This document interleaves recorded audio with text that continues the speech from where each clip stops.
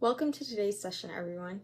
We are PreMed CC, a student-led organization established in the fall of 2021. Our goal as an organization was to create an online program for pre-medical students at community colleges and universities, with the hope of guiding the next generation of diverse and inclusive physicians. And while we advertise our organization as being for community college students, our events are open to anyone. We realize that finding guidance and mentorship in a pre-med journey can be especially challenging for first-generation pre-med students, people that lack the financial resources, or just those who do not know people in the medical field. One of the best parts about our events is that they are virtual, so you can do it from the comfort of your own home. We typically have events on Fridays from 5 p.m. to 6:30 p.m. Pacific Standard Time, and on Saturdays from 11 a.m. to 12:30 Pacific Standard Time. If you aren't able to attend the event, all of our sessions are uploaded on our YouTube channel. Many of our sessions will end up with a Q&A with the speakers. Any questions that you have, you may put it in the Q&A session on Zoom, and our team members will read them and have them answer. After you have attended our event, you can log into our website and complete the quiz, which will contain questions pertaining to our session today. If you score 70% or higher on the quiz, you will be awarded a certificate to show that you attended our session today. If you want to stay connected with the upcoming events or just want to tell your pre-med friends about the PreMed CC, you can find us on Facebook, YouTube, Instagram, and TikTok as @PreMedCC.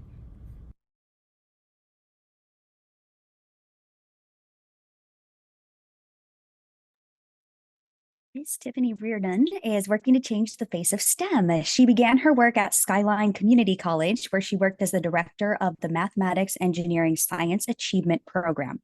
After successfully establishing Skyline's MESA program, she accepted a position as the Assistant Director of Programs for MESA statewide at the University of California's Office of the President, working with nearly 70 community colleges and university MESA programs. In 2012, she joined UC's flagship campus by accepting a position at UC Berkeley in the College of Engineering. At Berkeley, she established Berkeley's award-winning transfer pre-engineering program.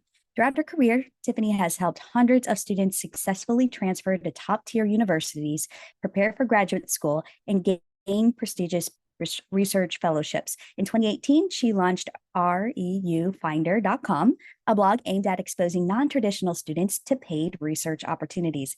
Thanks for being with us today, Ms. Reardon.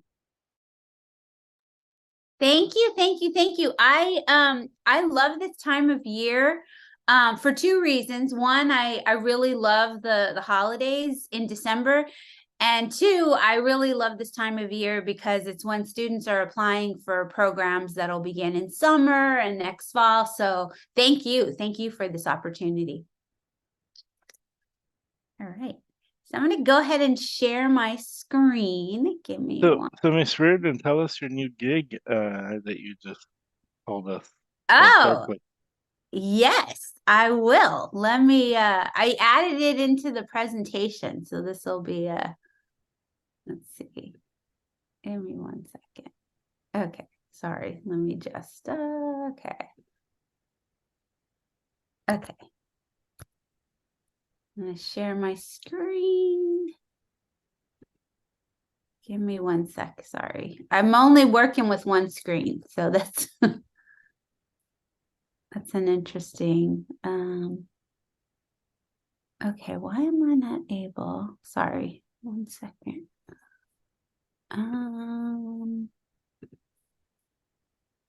Trying to open my presentation. Okay. And for some reason, I am not able to share it. So give me 1 second. Apologies. Okay, here we go. Yes. All right. Okay. Yay. Can everyone see my screen? Yes. Beautiful. All right. As mentioned, I have a new position, so I'm gonna share that in just a moment. So welcome to Seize Your Summer Applying to Programs. Funny enough, I don't know if any of you have some, holiday favorites that you watch this time of year.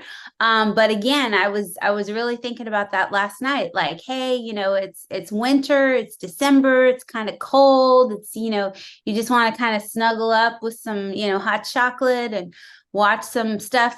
But we're also thinking about summer and next fall. And that's what's really, really exciting, that we get to focus on these things. So I'm here today really to kind of capture some tips and tricks that will help you as you're applying to a number of different programs. I realize some of you are applying to REU programs for next summer. Some of you might be applying to med school. Some of you might be applying to grad school. Some of you might be applying to post-baccalaureate programs. Some of you might be applying to scholarships, and some of you might be applying to transfer. If any of you are applying to the University of California, November 30th was a big milestone. And so just want to acknowledge that for those of you that did do your transfer applications, or those of you that are still doing your transfer applications, as I know some schools have actually extended the deadline, then kudos to you, and just want to acknowledge that.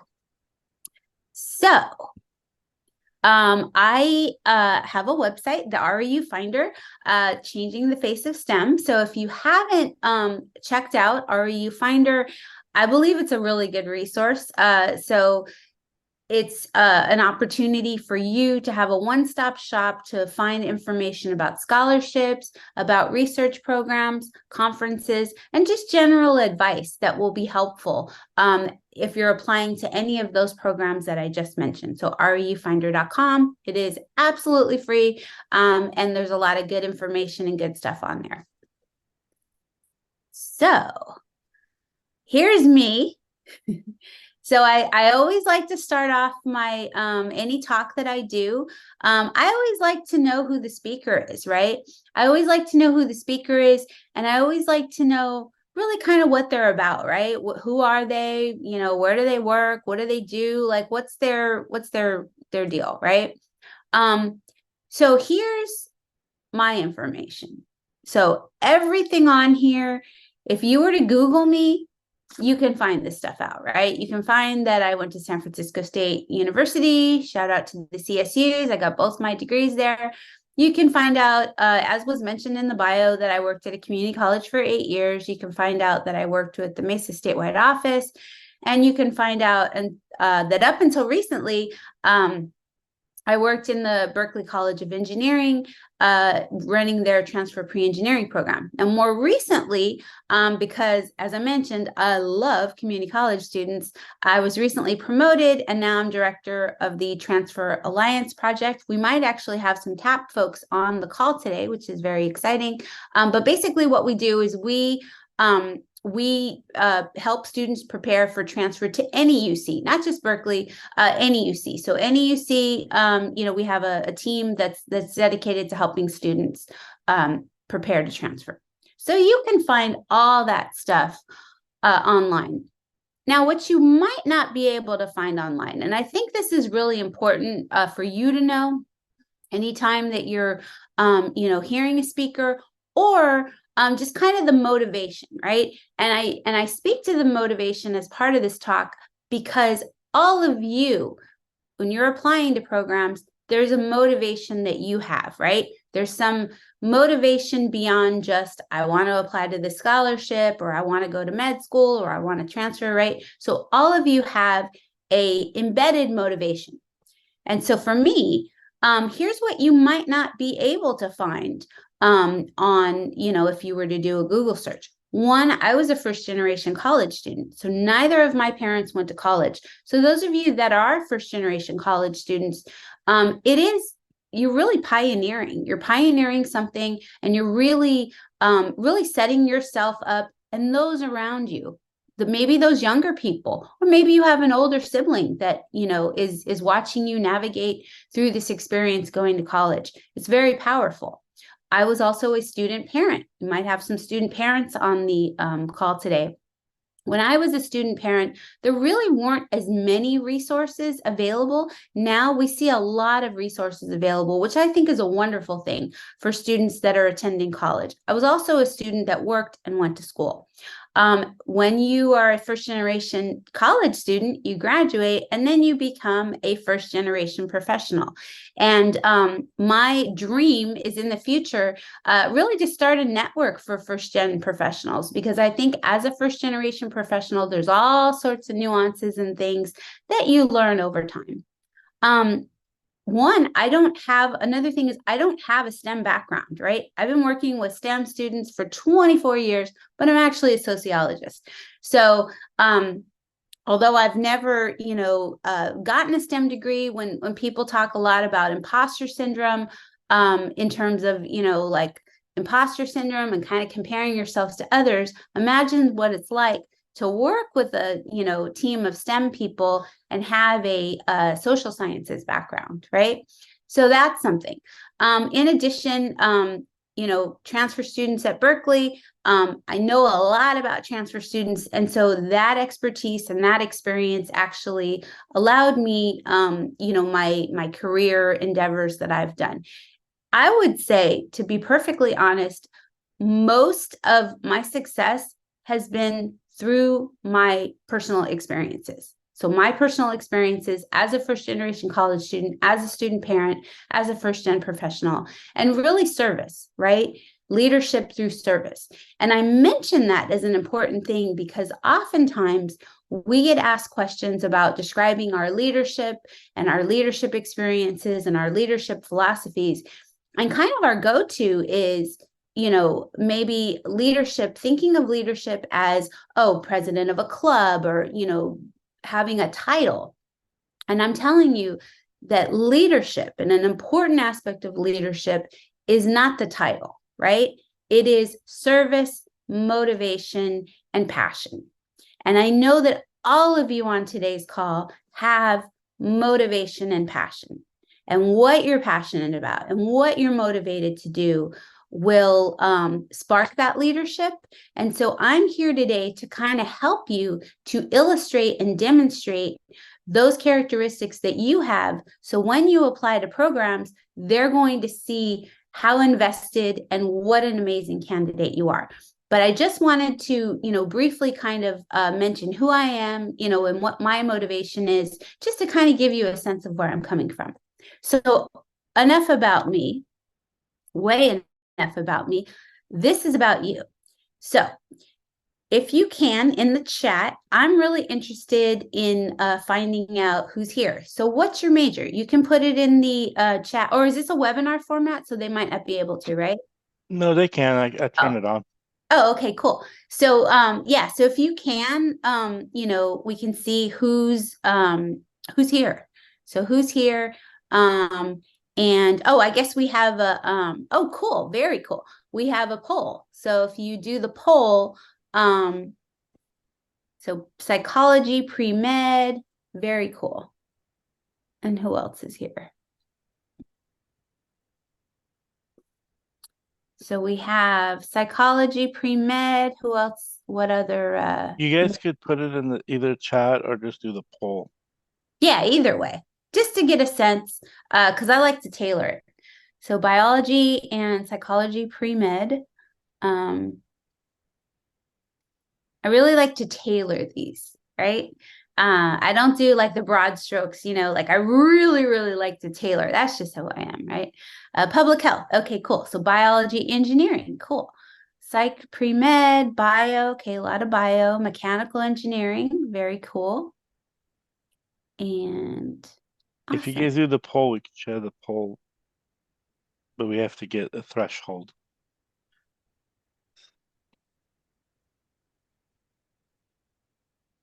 Yeah, and it also would be, actually for me, it would be really helpful if you did the poll, because one of the questions is, are you a high school student, community college, graduated, post-bac?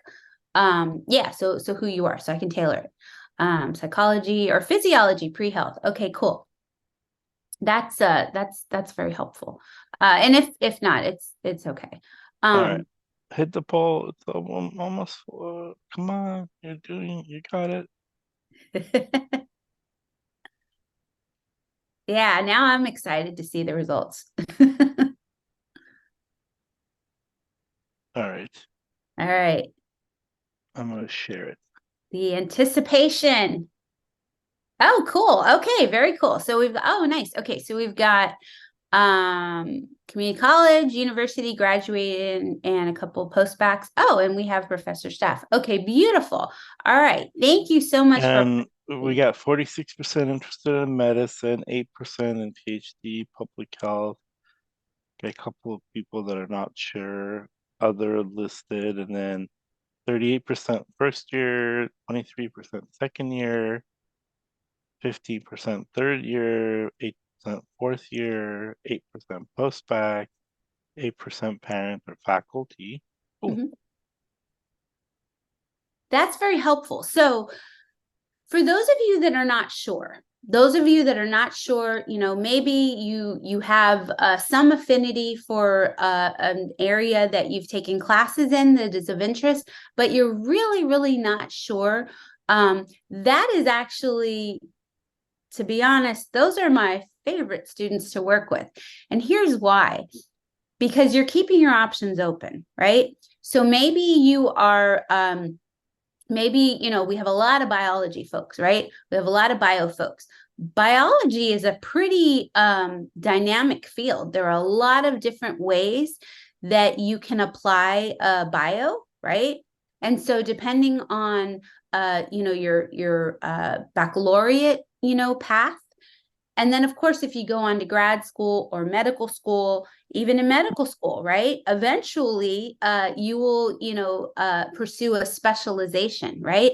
Similarly, if you decide to go the master's or PhD route, you're honing in, right? You're honing in on what you want to do. So keeping your options open and not knowing exactly what you want to do is not a terrible thing. In addition, if you do have a sense of what you want to do, but it changes, that's also not a terrible thing as well. As you learn more about different options, it's not uncommon for those options and those goals to change. So just knowing that, I think sometimes students are concerned, right? Especially, STEM folks as a whole, tend to be pretty linear, right? It's like, okay, linear, like this is, but then you take a class or you get exposed to something new, something different. And if it does change, it doesn't mean you're behind. It does not mean you're behind. It just means that you're pivoting and going a different way. And I think that's a very cool thing. All right. So where are you from? If you want to put it in the chat, if you can put it in the chat, that would be helpful as well. Are you from NorCal, SoCal? I'm actually from the San Francisco Bay Area. So those of you that might be joining us on a different time zone, thank you. We appreciate it. And maybe we have some folks from outside the US. Really, thank you, because it might be, a lot later where you're from. So we really appreciate you coming and donating your time and being a part of this. If you can, put it in the chat where you're from, just because I'm always interested in that. Again, you can take the girl out of sociology, but you can't take the sociologist out of the girl, right? I'm fascinated by people, right? So we got West Coast, SoCal, Chicago. Oh, hello. All right. Well, thank you for that. East Coast. Thank you. I know it's 3 hours later on the East Coast, so really appreciate it. Southern California, NorCal. Very cool. It doesn't look like we have Ireland. Wow. Okay, very cool. That is on my bucket list to one day visit Ireland. Ohio. Okay, this is fantastic. So we've got literally folks from all over the world. So this is very cool. This is a global presentation. So thank you for being a part of this community and this experience. It's very cool. Okay, so I want to just really quickly go over what an REU is, because we've got REU Finder and we talk a lot about REUs. And sometimes, even if you're not applying for an REU, I just want to kind of put it out there what an REU is, because we might use that acronym. And you might be saying, well, what is she talking about? So we use a lot of acronyms in STEM, as you know, right? There's a whole list of acronyms in STEM. Somebody should create like a dictionary, right? To describe what all those different acronyms are. I'll start off that dictionary by explaining what an REU is. So an REU stands for Research Experiences for Undergrads. Now, preview, sometimes they do include high school students, and sometimes they also include post-baccalaureates, those folks that have graduated and have earned their bachelor's degree and maybe are not yet at grad school. And sometimes REUs actually also include grad students. But the catchy name REU stands for Research Experience for Undergrads. Generally speaking, they're hosted by a university department or a center or sometimes a national lab. And these are cohort programs. These are cohort programs that bring students either to a lab setting, a university campus, and students will do research usually about 8 to 10 weeks, and these are paid opportunities. Now, I realize sometimes there are, REU programs that are non-paid, but let me tell you, there's enough programs out there that have paid programs. So I'm always of the mind that you should do a paid position because these are work, right? And your time is very valuable. And they also help you decide on a major, a career path, whether you want to do a career in research, and really an application of what you've learned in class. So it seems like we have about 38% of folks that are first-year students, if I understood that correctly. So those of you that are first-year students, I would really, really recommend that you pursue an REU program, especially if you're at the community college and you're going to be transferring to a four-year school. If you're applying to any of the University of California schools, what's the first thing that they ask you on the personal insight questions? The very first thing they will ask you is, how have you prepared for upper division coursework? And if you have a summer 10-year experience, doing research on applications of topics and, things that you've learned in class, that's a beautiful way to illustrate, right? Not tell people what you want to do, but tell people what you've done and how you will take what you've done and use it to be successful in your next endeavor. So just wanted to get that out of the way, what REU is, because we might use that acronym frequently. Okay, I'm going to share some pearls of wisdom. So as I mentioned, I've been doing this for a long time, right? And I've talked to students. I've literally talked to thousands of students. I've been doing this for a long time. And I have some little pearls of wisdom that I would like to share. And this is a combination of my experience working with students and my own experience just in this journey, this journey of a career journey. The first one is, do not compare yourself to anyone, ever. It is very, very easy to do that. And it's even easier now to do that because we have things like Reddit, right? Now, Reddit can be a very, very useful and valuable tool. There is a thread on Reddit that I see a lot about REUs. There's threads about graduate school. There's threads about pre-med. There's threads about pretty much anything and everything you can think of. And it's very, very easy to feel very good about something only to find someone else doing something differently and then think, oh, maybe I'm doing this wrong. Maybe I should do something different, right? Here's the thing. Your journey, although it might be similar in terms of what you want to do and where you're doing it, but your journey is your journey. And do not compare yourself to anyone ever. You might have similarities. You might have, some things that are, seem on the surface. But again, your journey and you and your individualization and what you bring is very, very different.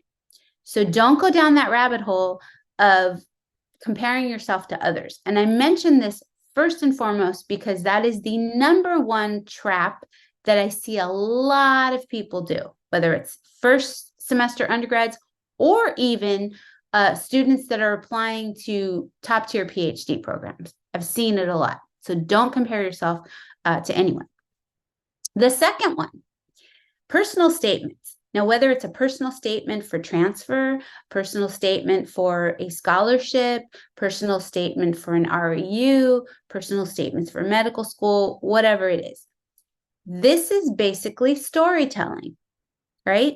So again, goes back to, and this is why the number one thing I said was don't compare yourself to anyone, is your story is just that. It is your story, and your story is going to be different from anyone else's story. Another kind of trap I see this a lot on different, online forums is, here's what they want to hear, right? You say, okay, well, this is what they're looking for. This is what they want to hear. I would argue, don't tell them what you think they want to hear. Tell them what you want to say, right? The self-awareness, knowing what you want, knowing what you're looking for, right, is going to be so uniquely you. And so understanding that your personal statement is storytelling. A lot of times students wait until the very, very, very last minute. I've worked with students a long time. Very last minute to work on their essays. And it's not because you're procrastinating. I know it's not because you're procrastinating. It's because it's scary. It's scary to put yourself out there, because essentially what you're doing with a personal statement is you're putting your story out there and you're putting yourself out there. And that is a scary thing, because, you might be thinking, well, what if I don't get chosen, or what if I don't get selected, or things like that. I would say, don't even go there. Don't even, approach it that way. Think about your individual story. One of the things I see a lot of personal statement and essay workshops, and I really wish that the storytelling aspect was emphasized, because when we think about telling our own story, that's much easier, right?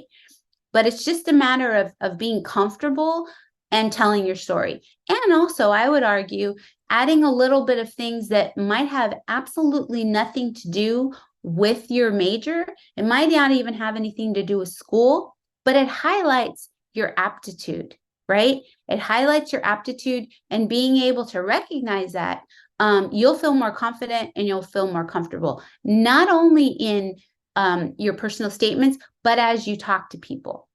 And we'll get back to that just in a little bit. Okay. Also, another pearl of wisdom that you might not know is sometimes very few students apply to programs. That's a fact. I know for a fact that some of our campuses are extending the deadlines, right? We've seen it. I've gotten emails from, different schools that are like, this school is still accepting people for admission. We've extended the deadline, right?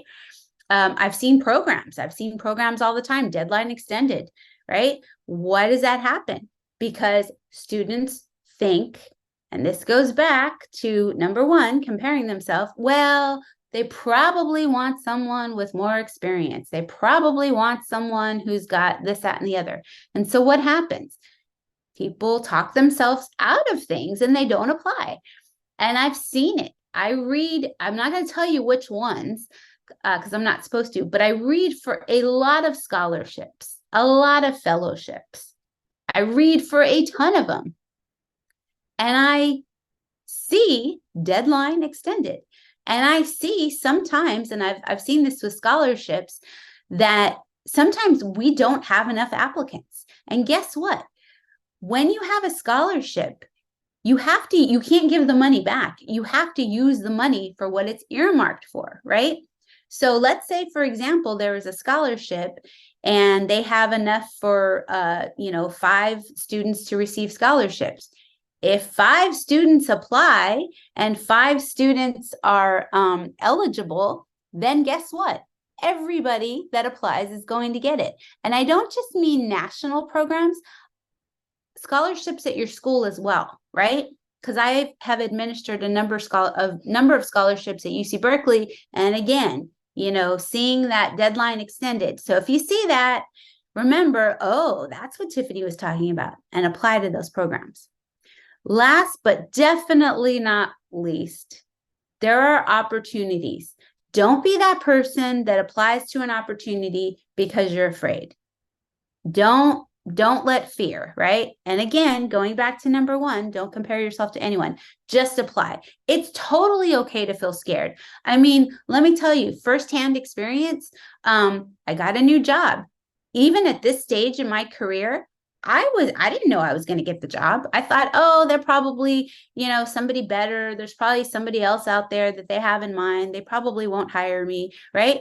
Literally. And at this stage in my life, you would think that, I'm like, oh, I got this. No, I had that same, feeling, right? And when I applied and didn't hear right away, oh, they probably got someone else. Oh, they're probably not going to, so that's the imposter syndrome, right? And the imposter syndrome can sink in. And no, it's okay to have imposter syndrome, but feel scared and do it anyways. So those are my little Tiffany pearls of wisdom that I hope will help you as you, pursue these endeavors. Okay, so why do research, right? So some of you that are interested in doing research, and it seems like we have a number of first-year students, which I think is, fantastic. For those of you that are doing or interested in doing research, just know that doing research can strengthen your transfer applications, can help you demonstrate interest in the major, can demonstrate understanding of the applications of your major, and build connections at your dream university. So it could be your dream transfer university, it could be your dream medical school, it could be your dream PhD or master's program, it could be a post-bac program, but building those connections are very, very paramount and will really make things a lot easier because you'll be connected to people. You'll know who to ask and where to ask, and more importantly, what to ask. So let's talk a little bit about successfully applying to programs, because you can easily apply to programs, right? I think one of the things that you'll notice as you're applying to programs is that it's not common. It's not like, I don't know if any of you have applied to the common applications or the common UC application or the common applications for colleges. We think of this common application as, okay, I'm going to check all these boxes and I'm going to, kind of cast this wide net.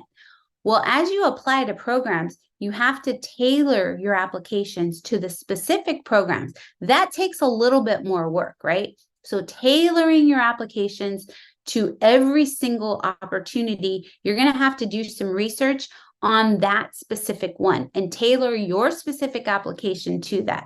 That's where the time comes in. And it is a bit time consuming. And truth be told, it can feel a bit overwhelming, but it doesn't have to be if you have, kind of an understanding of why you want to do these programs, right? So what are you looking for, right? So as you approach each program, think about what you're looking for. Are you a first-year student that's looking for research experience? Are you perhaps a junior who's thinking, okay, I want to apply to these programs because I don't know if I want to go to graduate school and I want to see if I'm interested in graduate school. Maybe you're a mechanical engineer. Mechanical engineering is probably the most broad field of engineering. And so you can talk to 5 mechanical engineers and they will be doing something completely different, right? So really, if you have an understanding of what you're looking for, this will allow you to really think about how you're looking for this. And I would also add, a lot of students that I've talked to, I know ChatGPT is a thing, but I would challenge you not to use ChatGPT. And here's why. If you use ChatGPT for efficiency's sake, and I know a lot of scientists and engineers are all about efficiency, but here's the thing, that self-exploration, if you use the ChatGPT, you're really, it's a missed opportunity for you to reflect on that motivation, on why you're applying to these programs, right? So what are you looking for and what are you applying to? ChatGPT is not going to help you with what you're looking for. That's up here. That's in here, right? That's up here and in here, what you're looking for. What you're applying to, sure, right? But again, I think it's a missed opportunity, drafting and reflecting and doing a lot of self-reflection. ChatGPT is not going to give you that. So I do put that out there because I know ChatGPT, but again, really having a very heartfelt essay, you can see that. You can see who's used ChatGPT and you can see who is putting themselves out there. So I just want to put that out there, right? For other stuff, ChatGPT is quite efficient. I've used it for things, but for things like this, in my opinion, I would maybe not use ChatGPT. So some terms that you might encounter. So these are terms that you might encounter, and just want to put this out here. Students from institutions with limited research opportunities. So maybe, for example, you are attending a community college, or maybe you did attend a community college. Maybe you're attending a liberal arts college. So if you are applying to programs and they say students from institutions with limited research opportunities, that's what basically they're talking about. And some programs look for students that go to smaller schools, and they look for students that are not from the tier 1 research institutions. Why do they want to look for students that are not from the tier 1 schools? It's in an effort to broaden participation. So the National Science Foundation, the NSF, a lot of what they do and a lot of their programs are designed to broaden participation. So the good news is, if you attend a school that it's not considered a research institution, right? The good news is that you have something that you can highlight, and you can also share that maybe your school doesn't have these opportunities, and that's why you're applying.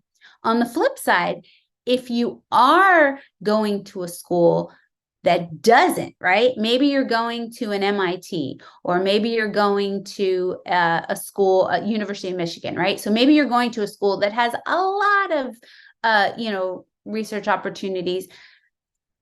What does that mean? That means that you need to be persuasive in why this experience and this opportunity will be beneficial. I'll use UC Berkeley as an example. So UC Berkeley, we just recently, this will be our, this is now our second year with the aerospace major. It's a brand new major, right? It's a new major. Thus, there are limited opportunities for research in aerospace. So if I were a student at UC Berkeley studying aerospace, and I were applying to, say, Caltech, which is like the place to go for aerospace research, or grad school for that matter, I would say, although my school is a R1 school and has a lot of resources, it's a new program, and thus I would be interested in this program, one, because there are things that I don't have access to in my current school, and two, when I'm selected to your program, I would be more than happy to share the experience with others, right? So again, you're basically pitching, right? You're pitching based on the type of school that you attend. The second one is rolling admissions. Anytime you see rolling admissions, that means that they accept students as they go. So rolling admissions is, let's say, the deadline is February 15th with a rolling admissions. That means that you should put your application in well before February 15th, because what they do is they admit students as they go. Most programs, at least with REU programs, majority of programs have deadlines in late January, early February, mid-February, and some are even in March. I know of a couple programs that have early January admissions. So the national labs, I believe their deadline is January 9th. And if you think about it, January 9th is not that far away, especially when you factor in that we have, breaks coming up. So although it might look like next year, those deadlines are indeed coming up. So really, this is great that you're here today, and this is great that you're, preparing. First generation college student. We might hear that a lot. First generation college student, generally speaking, unless otherwise stated, means that you are the first in your family and that neither of your parents have a 4-year degree from an institution in the US.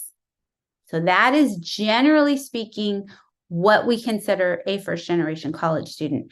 So sometimes students get unfamiliar with that term and they don't, know and understand. And they say, are you a first gen college student? Oh, no, my brother's in college. But your parents, if your parents did not graduate from a 4-year institution in the US, then you're a first generation college student. Now, let's say, for example, your parents, got divorced when you were younger, right? Maybe your mom wasn't around, or maybe your dad wasn't around, or maybe you weren't raised by your biological parents, right? If they were not in your life, then you're still a first generation college student, right? It's about access to knowledge, right? So inevitably, I always have some student that's like, wait a minute, I didn't realize I'm a first generation college student. And I mention that because some programs will specifically say that they're looking for first generation college students. And again, that's in an effort to broaden participation. Okay, let's talk about the application basics. So regardless of what you're applying to, right? Any program that you're applying to, for the most part, here are the components that you're going to need to provide. So a resume or a CV, and we'll talk about what a CV is in just a minute, letters of recommendation, essays, and transcripts.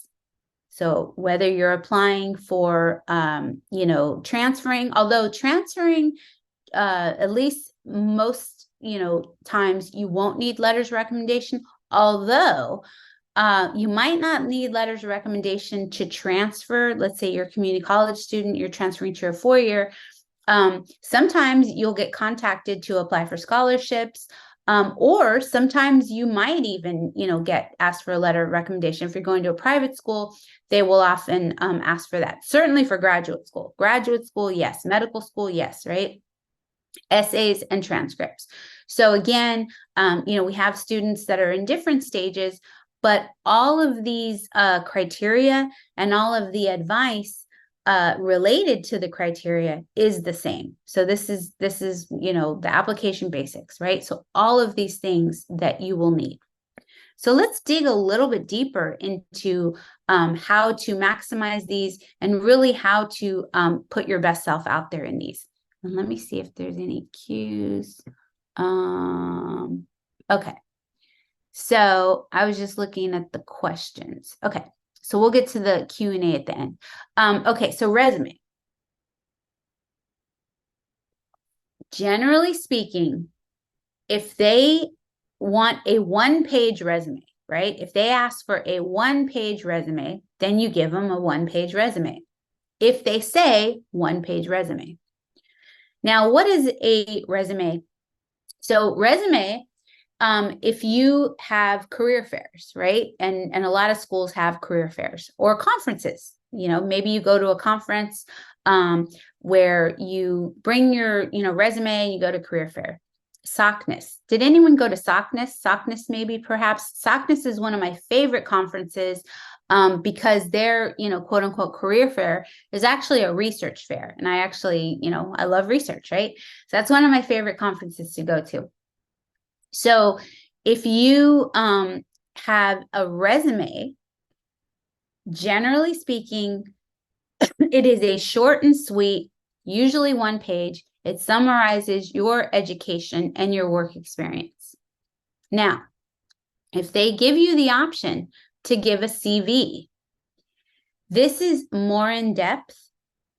And if you are applying to graduate school, if you're applying to medical school, if you are applying to something and they say that you can have a CV, it should be more than 1 page if you are further along in your career. Now, let's say you are a first year student and you don't have a ton of experience, but you do have experience. So one page will be fine. But if you have more experience, right? If you've taken more classes, you've got more experience overall, and it doesn't limit you to one page, then I would say take advantage of that real estate and turn it into a CV, which is a research resume. So let me give you an example. So what to include? So education, first and foremost, you should show your education, where you are and when you graduate, right? So where you are, what you're majoring in, when you graduate. If you've taken, maybe you're at a 4-year school now and you transferred from a community college, you would also include, you know, where you transferred from, GPA, things like that, right?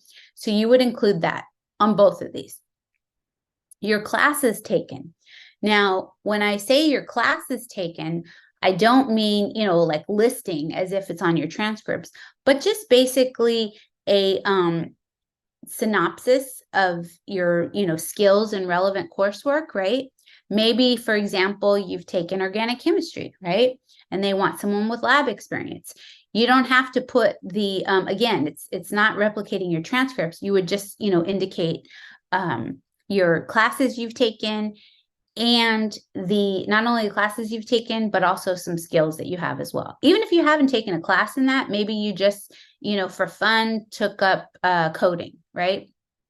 Or editing, maybe, you know, film editing or something like that, right? But things that you've done, work experience. A missed opportunity is sometimes students won't include work experience because they don't think that it's related to their major or, you know, the program that they're applying to.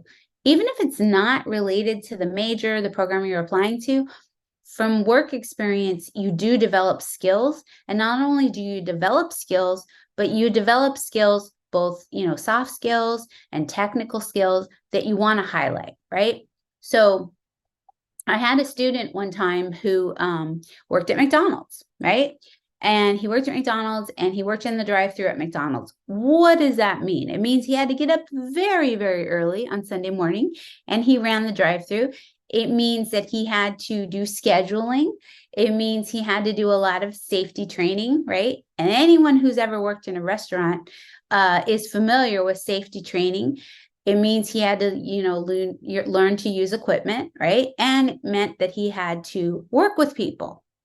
Now, even though that probably on the surface doesn't sound like it's related, it is related, because if you're going to be working with equipment, right, doing research or maybe in a lab, you know, having that safety training, you're capable, right? You're capable, you're responsible of doing that and working with people.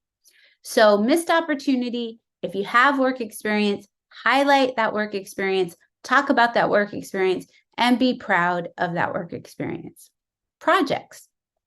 Maybe there are projects that you've worked on that you feel very passionate about. Passion projects, right? REU Finder for me is a huge passion project, right? This is something I do in my spare time that I love and enjoy, right? So this is a project. So projects that you've worked on. I had a student one time who independently worked on a project. It was a robotic arm, right? So it was a robotic arm that they worked on. They started the project while they were at community college. They continued the project independently when they transferred, and then not only did they continue it, but they also kind of added some folks, you know, to help them with the project. And then eventually they went to graduate school and their research was kind of related, right? So you can see that you kind of plant that seed and then you build upon it, right? So projects that you work on, again, it doesn't have to be a class, doesn't have to be paid for, just something you work on.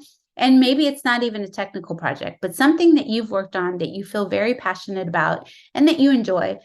It's a missed opportunity if you don't include that on there. Leadership.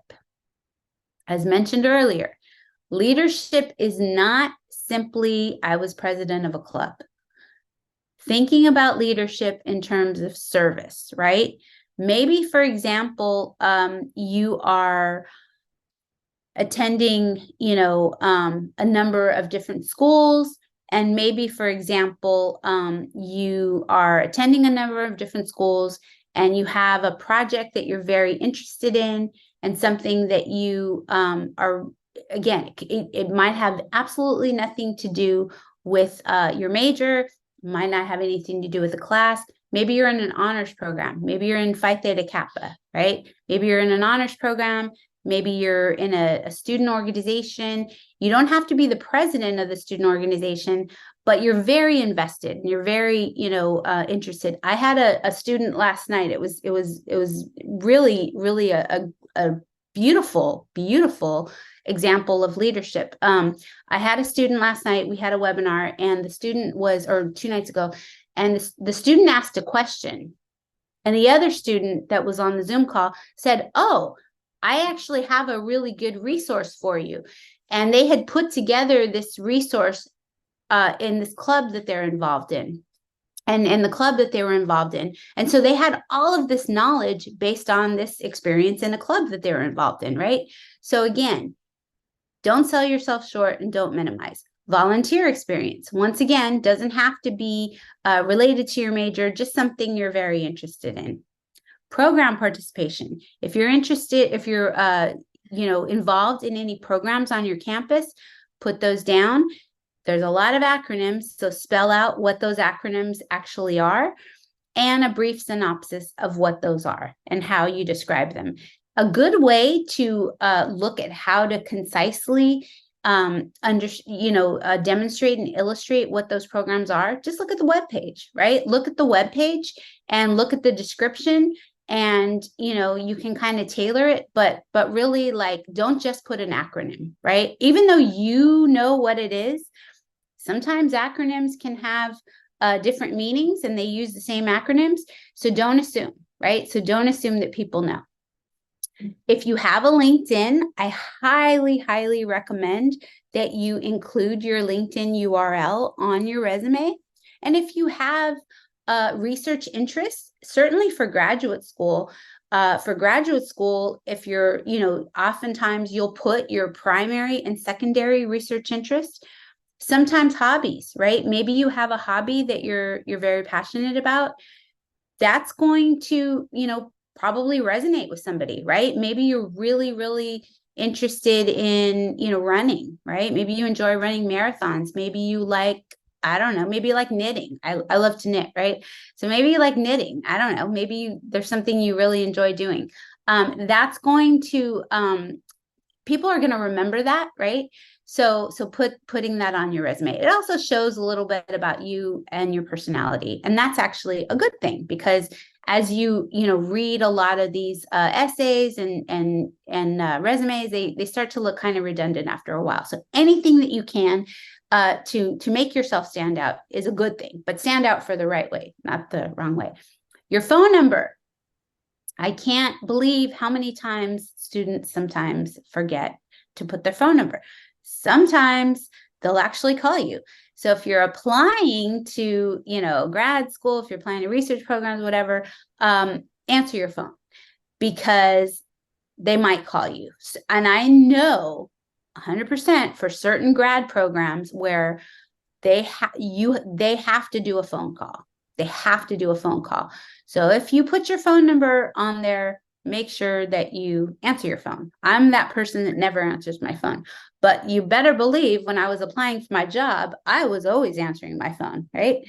And lastly, the only thing that I would also add is on your phone number, please don't leave like a Lil Wayne song as an intro or anything else like that.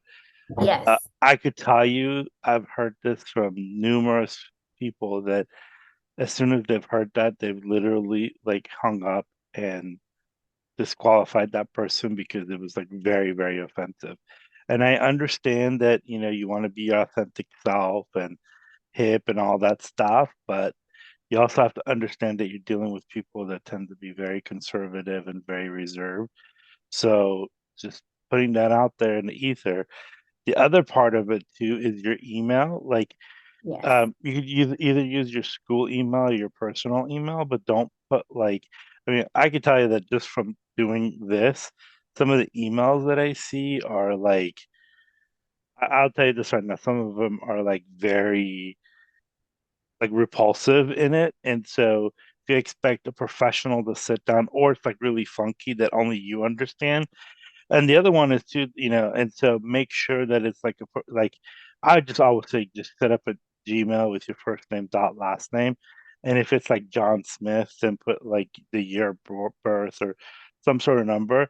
Also, don't mix up zeros and O's. Like, don't have one that has like O's and zeros, because like that gets mistaken very easily, and so you may get an email that you never receive, and for either additional information, acceptance, and all those different things. And so Absolutely. those are the two things that I want to put out, because I kid you not, like I've seen this like personally from even like on my job. We were going to hire someone, and I was put into calling this person to offer him a position. And literally, like in the song, and this was a white person, and their song had N words in it, in the introductory voicemail, and I was like, not. So just Yeah, putting that up. that's the absolutely. That's you definitely as you set up your voicemails, easy peasy. It doesn't need to be, I've seen people, with to your point, with songs, or with, sometimes the joke like hello, people are gonna hang up, right? So make it easy, set up your voicemail box. School email is best. If you can use your school email, that's best. Maybe you're out of school. If you're out of school, then just a Gmail with your name will suffice. And the numbers and letters and don't do that, because guess what? You want to make it easy for people to contact you. It's not a password, right? Password, you want to make it hard. This scenario, you don't want to make it hard. LinkedIn URL is also a good thing as well. Same thing, you want to make it easy for people to find you. So what not to include on your resume? Don't include your photo. Now, I understand that, sometimes in other countries, and I've seen it because I've done grad admissions, sometimes in other countries, people will put, their photos in, for US, programs, it is customary not to put your resume, unless they ask for it, but I've never seen anyone have a situation where they ask. Now, they might ask for a headshot, but it shouldn't be on your photo. Don't include logos on the resume. It looks unprofessional and it can be distracting. Don't put QR codes, right?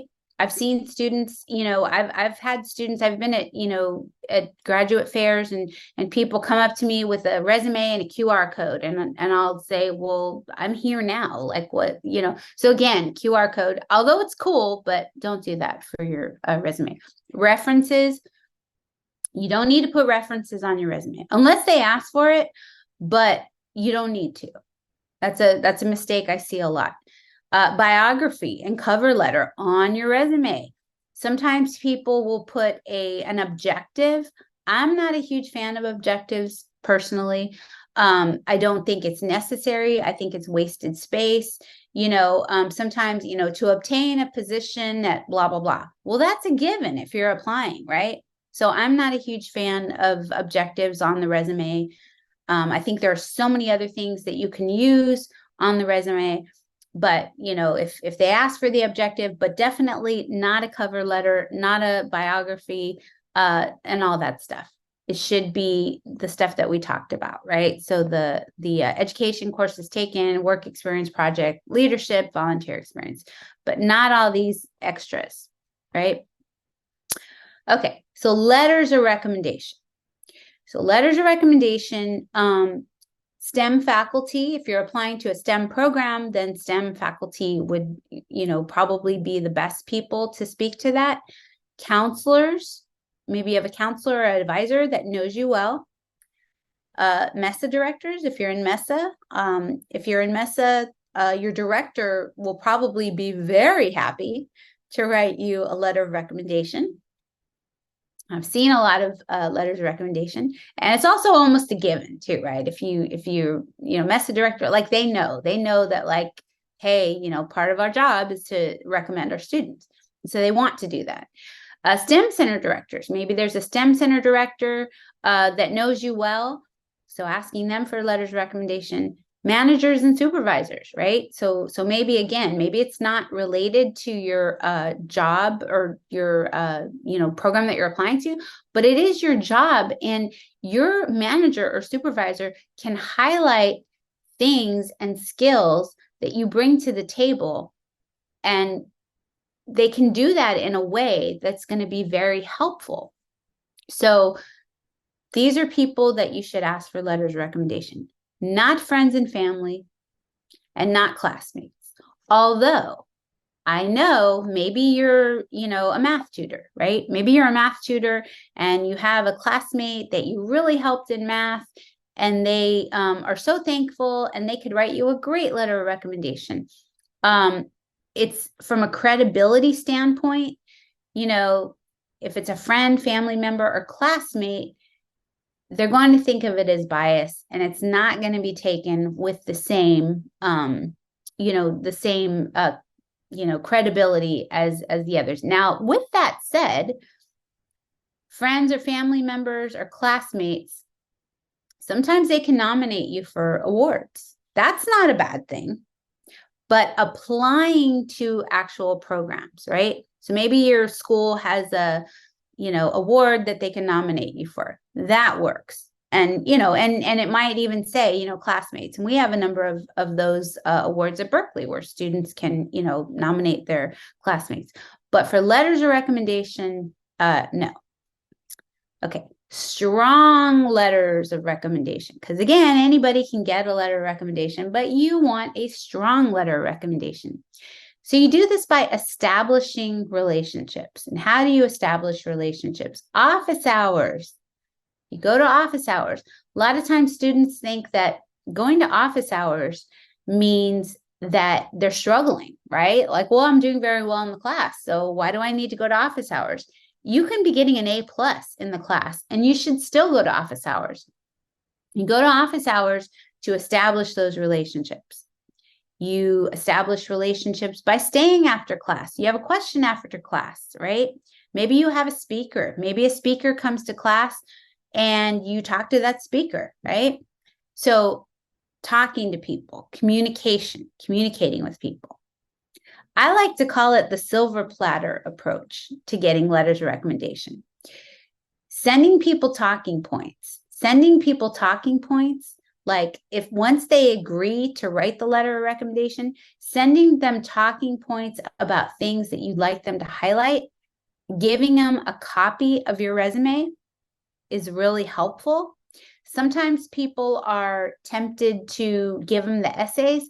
Let's be honest, as much as we'd love to read all your essays, nobody's going to read all your essays, right? But give them talking points, right? And a copy of your resume. That's going to be very helpful. I always think back of students that give me, especially for graduate school and for, research programs. But I would say that if you use Google is fantastic, because you can do the sheets, the Google Sheets, and you can put together a Google Sheet. If you're applying to multiple programs, you can put the name of the program, the deadline, a link to the program, and just a very, vague, what are you applying to, right? What are you applying to, the deadline, and a link to the site. Avoid the piecemeal approach. And what do I mean by the piecemeal approach?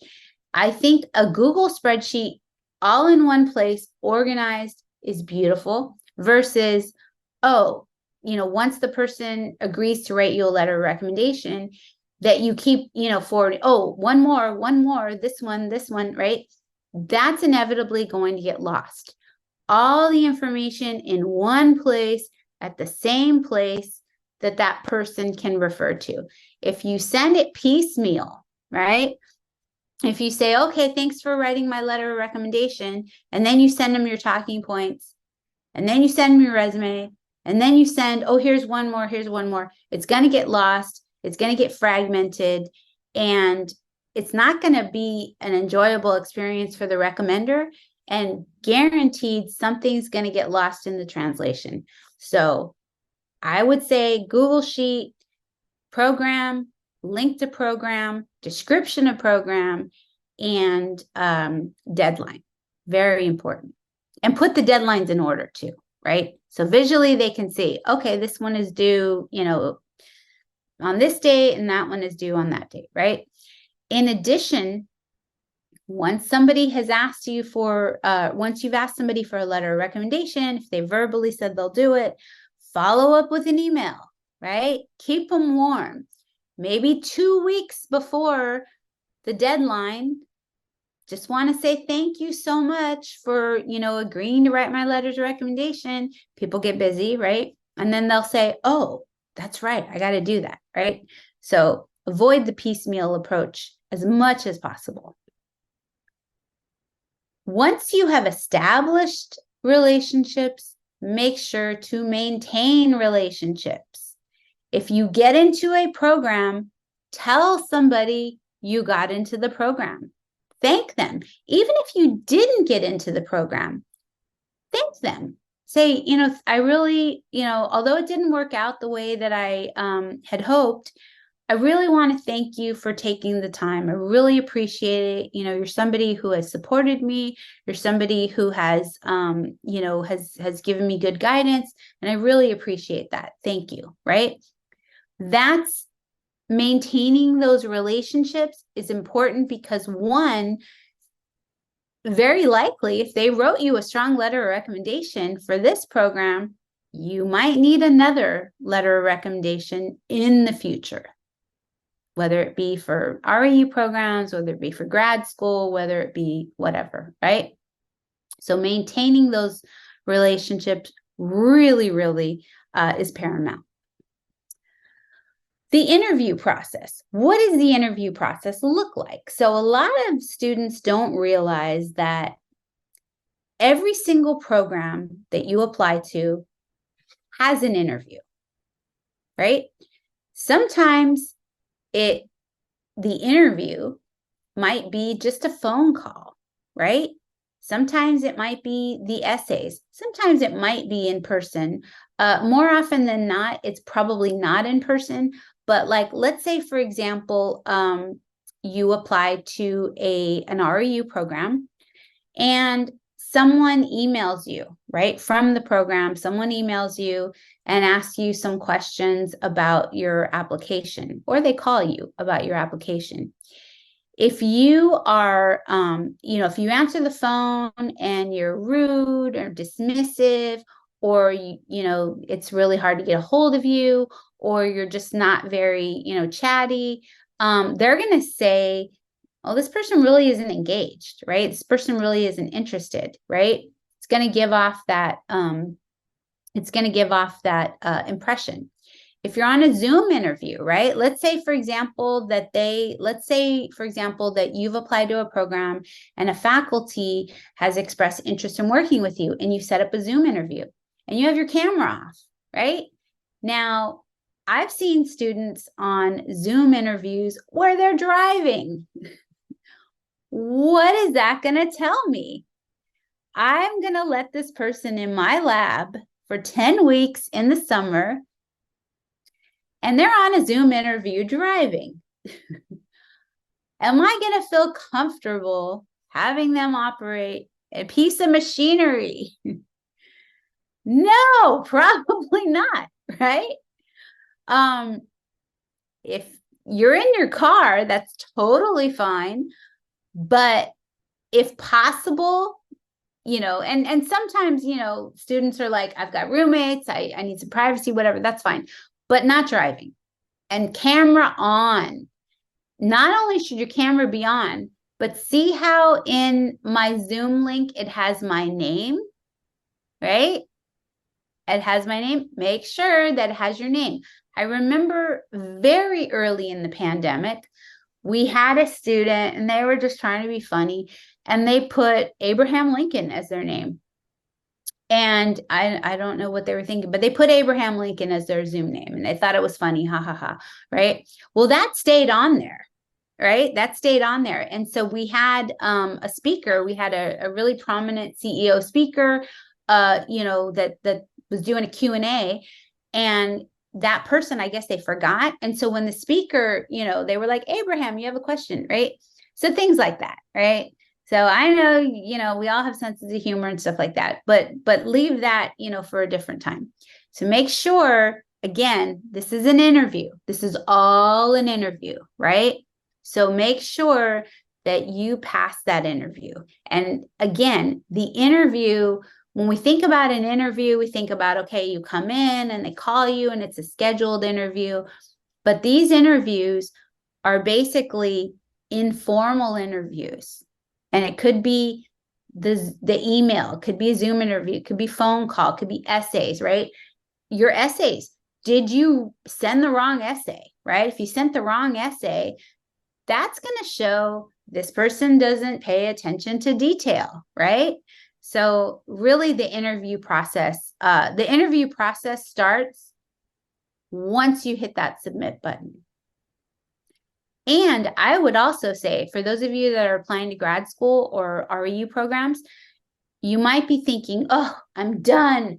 I've applied, I've submitted, I'm done. I don't have to think about it anymore, right? I was just gonna add a couple of things on those Zoom interviews because it happens quite a bit. First is if you have roommates and you cannot find a quiet space, like I understand like that's a predicament for a lot of people. There's this really cool place that's been around for thousands of years. It's called the library.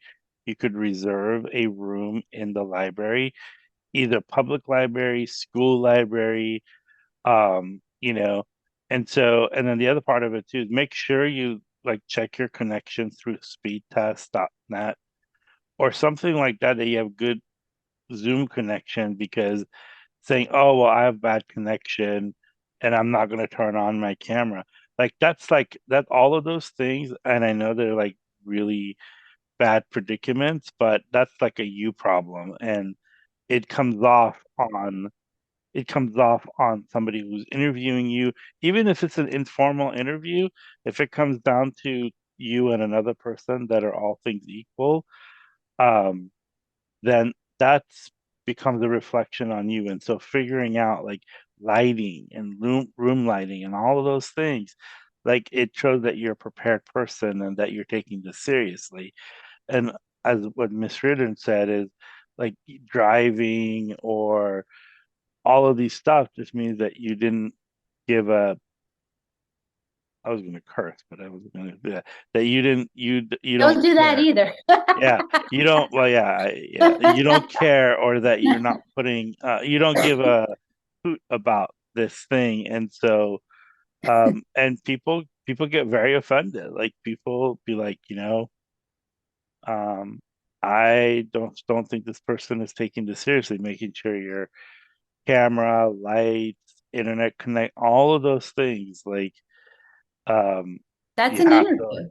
Yeah, that's an interview. So absolutely. You know what I equate it to? I equate it to an in-person interview, right? Let's say you go to an in-person interview and you're 30 minutes late, right? You think about that, like, oh my gosh, I would never do that. Exactly. So think of these things, right? Like, like turning off your Zoom or having a bad, internet connection or even, things like that, right? So you want to take that extra step, and you want to make sure that you really are eager and interested and respectful, because it also is about respect as well, right?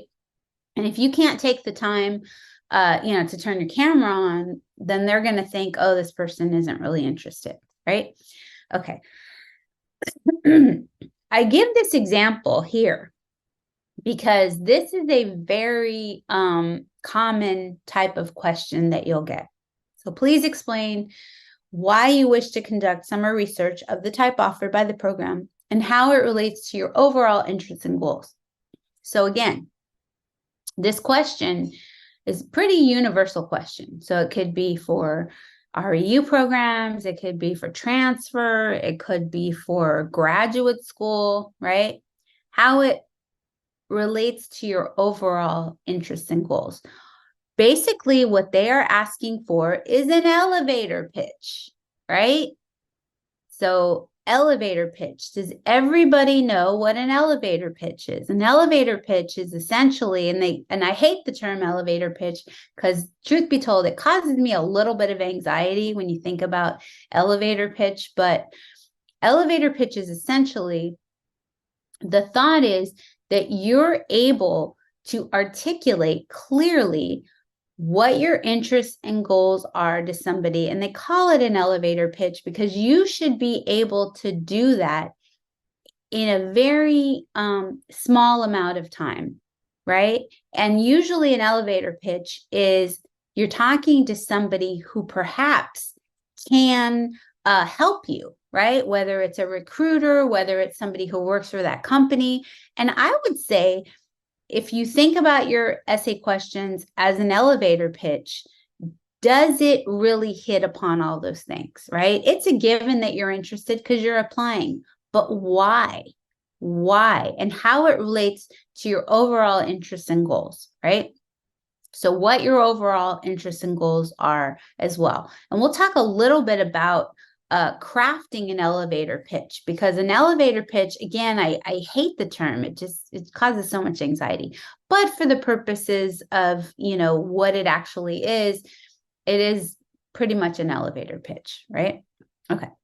So the perfect candidate, right? The perfect candidate to any program is being able to illustrate what you bring to the table: skills, interest, and aptitude. So skills, interest, and aptitude.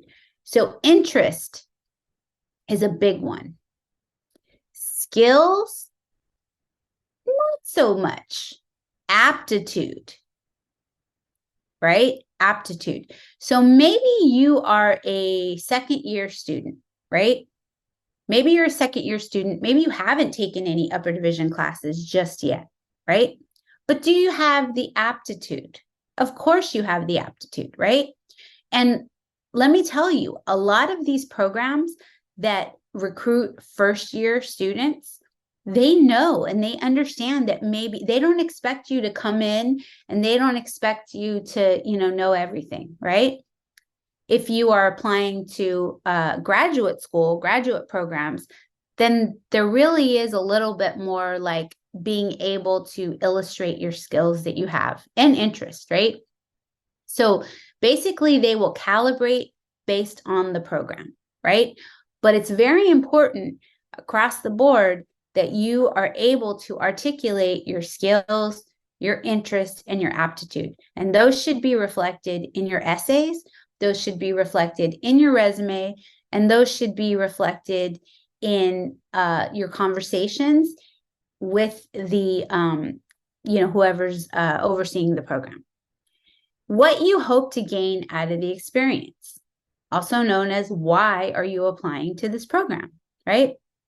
So again, going back to the ChatGPT thing, and not to pick on ChatGPT, but ChatGPT is not going to be able, AI is pretty, AI is pretty great, but AI is not so advanced that they're going to know why you're applying to these programs, right? So AI is not going to be able to do that. Only you will be able to provide that. So skills, interest, and aptitude, right? Okay. Email communication, another very, very important component. I have literally, I'm not going to lie, I have literally not selected students for programs because they've sent me rude emails. And I'm like, okay, if this person's sending me a rude email, then imagine how they're going to be for 10 weeks, right? And there are plenty more students out there, right? I've had students send me rude emails. I've had students, you know, not follow directions, and I'm like, you're not getting in this program, right? So email communication is very, very important. Read the FAQs before you ask questions. So on all of these programs that you're applying to, they have FAQs. Sometimes it'll say frequently asked questions. Sometimes you have to dig a little bit deeper for it, but read those FAQs if they have them. If the deadline is February 15th, then the deadline is February 15th. Do not ask for an extension. Unfortunately, that's not going to reflect well, right?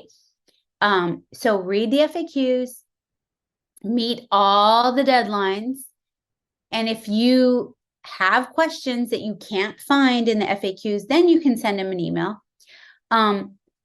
Have a professional email. School email is best, but if not, then your name, you know, at gmail.com, whatever will do. Have an email signature. And I have a link that'll show you how to create an email signature. And the reason why I think an email signature is very helpful and important is because it will provide context, right? So I'll show you in a few minutes about like what I mean by an email signature. But again, you're randomly emailing this person. They don't know who you are. And an email signature will give them some context and just make it easier. I'm gonna add just one thing and one question. Like you're gonna email these schools, it's probably like a generic email. It's not if they list an individual, it's usually an administrator or coordinator. And I will tell you this is for summer programs, medical school, anything, those people are the gatekeepers. The program director probably, faculty director probably does not know the ins and outs and all the little intricate details of the admission process, all of those different things. And so being rude to those people is a really great way for you to not get what, that program is, because they have undue influence and they manage the day-to-day, the nuts and bolts of the entity, organization, whatever that you're applying for. And that's a really good way to get burned on that. My question is, let's say you're applying for a summer program and November 30th is the deadline. And if somebody emails you December 5th and says, oh, I didn't know the deadline, would you extend it for me? Or have like your faculty or your mom email you? How would that go? How would that turn out? Well, parents, absolutely not. It is completely inappropriate for parents to email, right? It's complete. I know. I think it's great. I'm a parent myself, and I think it's great. But parents cannot send emails. Parents cannot send emails, like, oh, my high school student, is very smart and they want to participate in this program. I know it's for undergrads, but they're very smart. There are plenty of programs for high school students, right? And some of these RE programs will actually, sometimes they'll actually accept either high school students or a recently graduated student, before they start their freshman year. And that's totally fine. But you are an adult. So, mom, dad, girlfriend, boyfriend, whatever, like they cannot do that. It sends a message, one, that you are depending on somebody else, and two, it comes across as very pushy, right? And that's not the image that you want to project. So, again, that student, right? That student that was very dismissive and very, basically what in that situation, what that student did is that student emailed the faculty, even though we have a process, right? We have a process for this REU program, and that student sidestepped that whole process, and that student emailed a professor and said, oh, I reached out to the professor.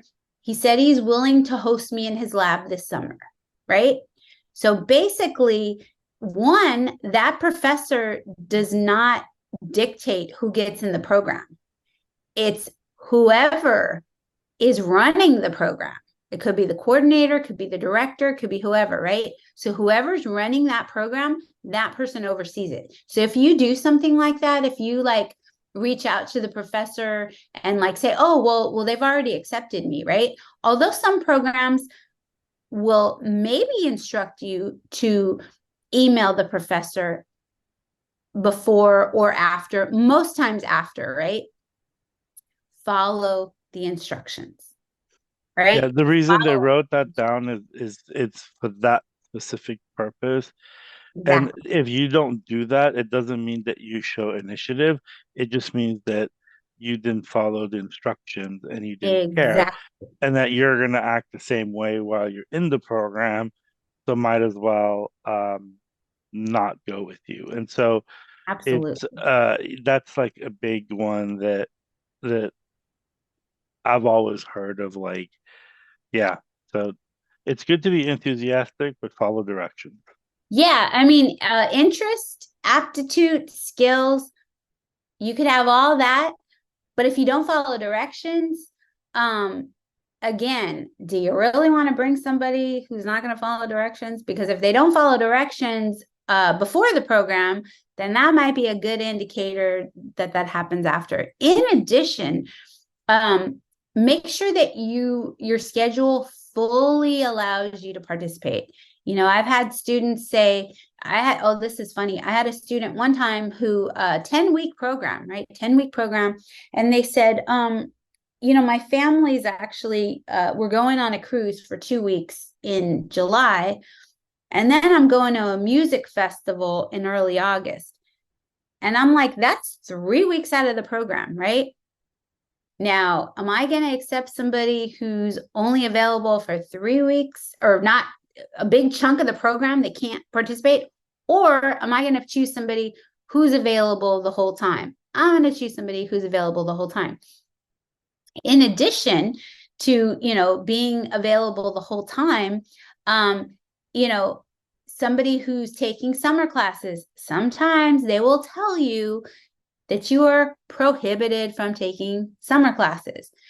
And sometimes students will say, well, I'm taking an online class.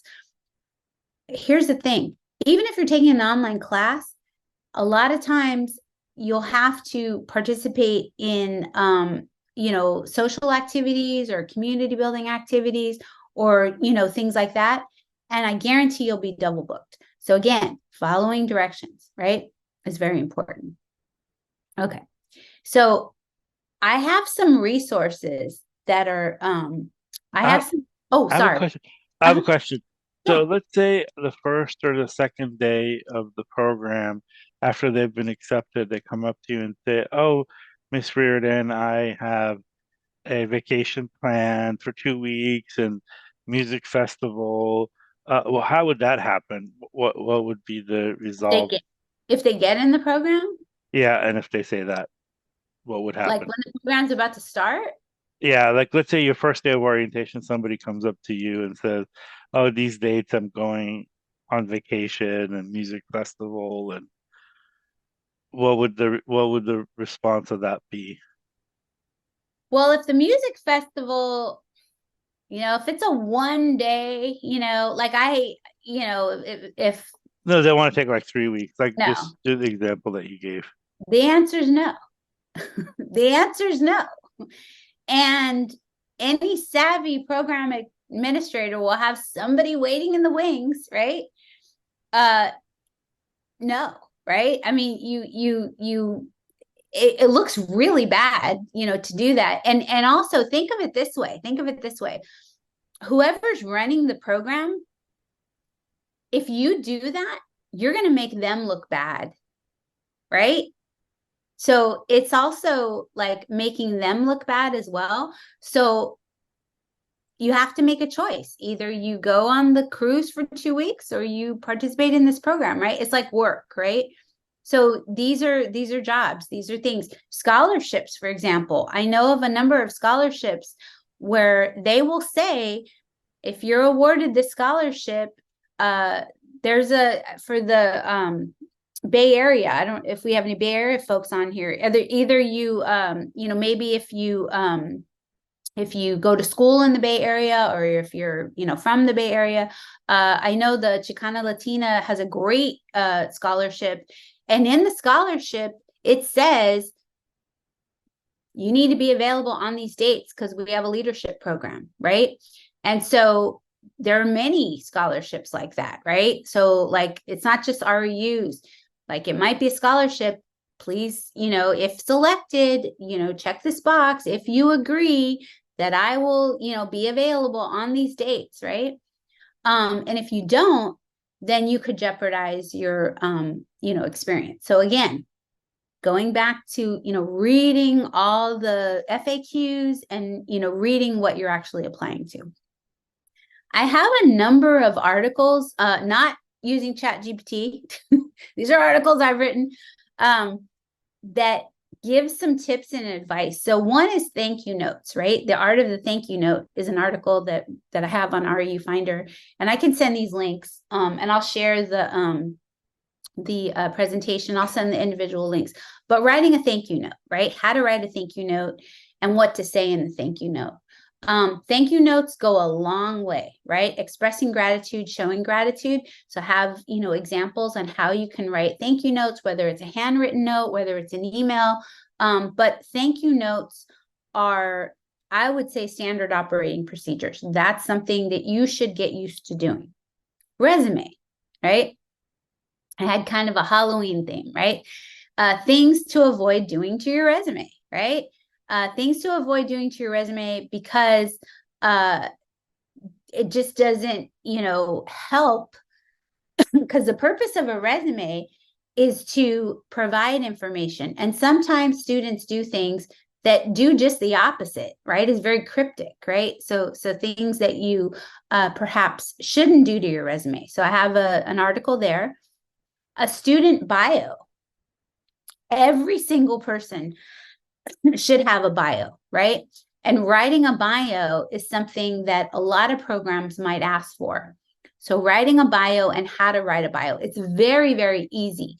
I put together this article on how to write a bio. I kind of did it in like Mad Libs. I don't know if you all know what Mad Libs is. Mad Libs are these cool, like things that, you know, they do for kids, right? Where you like, you have a funny story and then you put in like different words, and they do a Mad Libs version.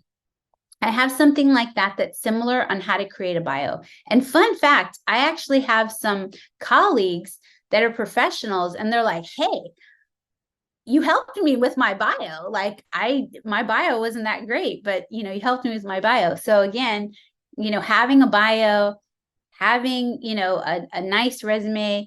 And I would even say, you know, for some of you, you might have two resumes. You might have a resume, like a one-page resume that you bring for like a career fair, and then a CV, which is like a longer research resume. There's nothing wrong with having two resumes or multiple versions of your resumes. And then, you know, thank you notes. And thank you note is basically, it's not just about the thank you note. It's about building and establishing relationships. And we have, you know, we have articles on all these things on there. Now, this is my favorite part. This is the questions. So it looks like we have 2 questions already, but please feel free to type in your questions in the chat, and we can go ahead and get started on the questions. So I guess if you want to put in the webinar or in the questions option, or you can put it in the chat. Either way. Yeah, put it in the Q&A section, and this is kind of your chance. Can you unshare your screen? Sure. This is your chance to get all your questions answered. Miss Reardon is a great resource because she's been on like both ends of it. So yeah, just put them in the Q&A section and we'll go through them. Okay, so the first question, do you have any tips on finding scholarships with less competition? Yeah, actually, here's a fun fact. A lot of scholarships that are location based, that's an easy one, right? If it's location based. So if you're from the Central Valley, right? Maybe you're from the center. Maybe it's for scholarship for students from Tulare County, right? That's an easy one, right? So the pool is people in your, immediate community. If it's a scholarship that's a very niche, thing, maybe it's a scholarship for maybe your one of your parents is a veteran, right? Maybe your parents work at a place that provides scholarship for children of the employees, right? Those are niche ones, right? There's some really good free scholarship, resources. We often will put scholarships on reufinder.com. We don't put as many of the niche ones because if we did that, I mean, we would be putting thousands of scholarships on there. So ours are a little bit more general and they tend to be STEM focused, although not all the time. Sometimes we get some that aren't, but location-based ones are really good. If you do like, FastWeb or different, scholarship services that are helpful, a good way to ensure that you do get notifications is if you fill out the applications thoroughly, like very, very thoroughly, right? It might say like, please check this box if you're any of the following, right? And so what happens is their filters will actually show, what you've put.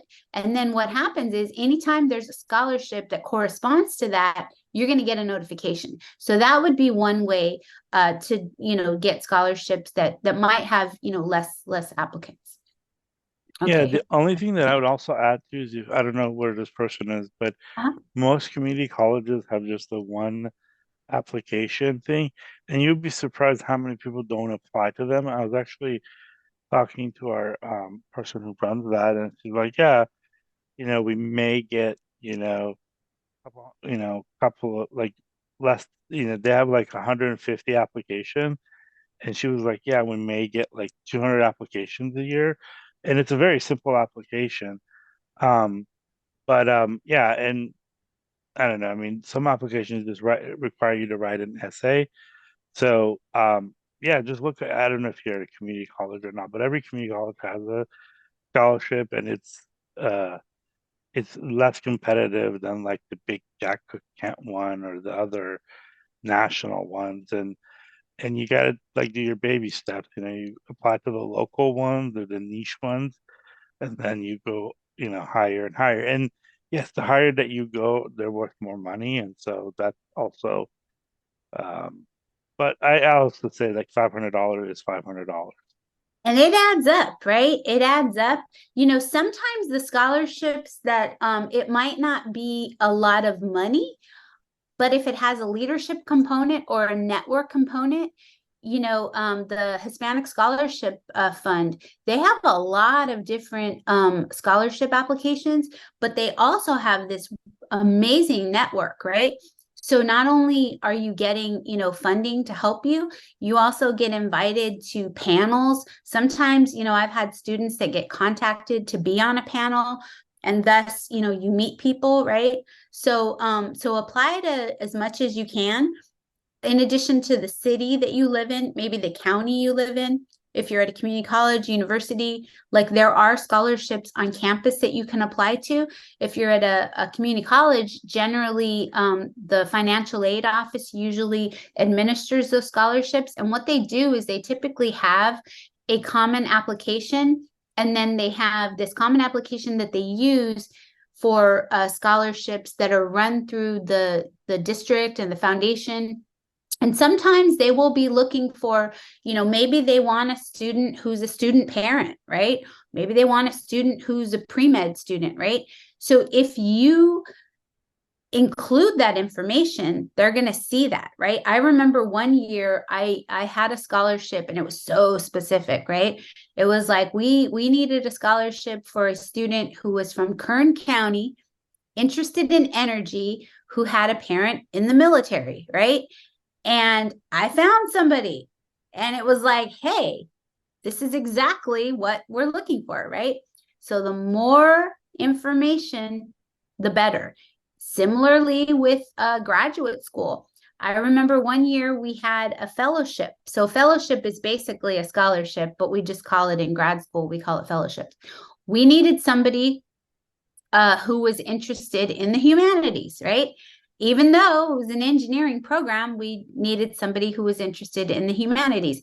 And we had, a student who they're in their undergrad, they minored in the humanities and this and that. So again, it could be somebody, very niche based, right? So, but again, the more that you put out there, the better, because then people know. Okay, another question. I want to apply to TTE at Berkeley. That's the Transfer to Excellence program for this upcoming summer. And I realized I could only get one letter of rec. The deadline is 2 months away. What would be any advice you could give? Okay, you could only get, I guess I'm confused. You can only get one letter of rec, or maybe I don't know if they want one letter or two. I think they require one. I'm not sure. At any rate, the deadline is 2 months away. Well, the advice I would give is the deadline is 2 months away. I think for that program, I think they actually extended it to the 16th of February. I know the person that runs the program. I would say, if the deadline is 2 months away, start getting those recommendation letters now, right? So if you're applying to the TTE program, you're obviously a community college student, right? And if you can only get one letter of recommendation, you can probably get two if they do allow 2 letters of recommendation, which I think they do.